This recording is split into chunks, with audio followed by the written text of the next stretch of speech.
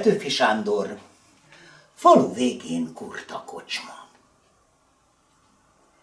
Falu végén kurta kocsma, oda rúg ki a szamosra. Meg is látná magát benne, ha az éj nem közeledne. Az éjszaka közeledik, a világ lecsendesedik. Pihen a komp, kikötötték. Benne hallgat a sötétség, de a kocsma bezzeg hangos, munkálódik a cimpalmos.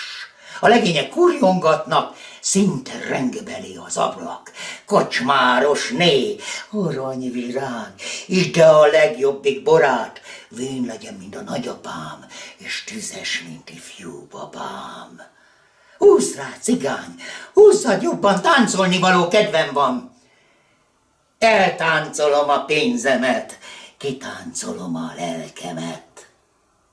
Bekopognak az ablakon, ne zúgjanak olyan nagyon, azt üzeni az uraság leteküdt, aludni vágy.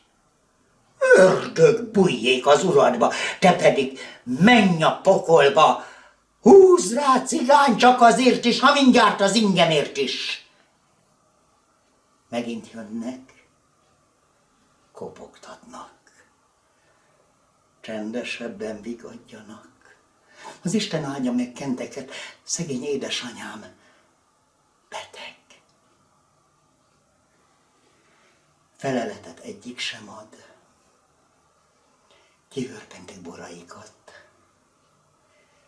Véget vetnek a zenének. Hazamennek a legények.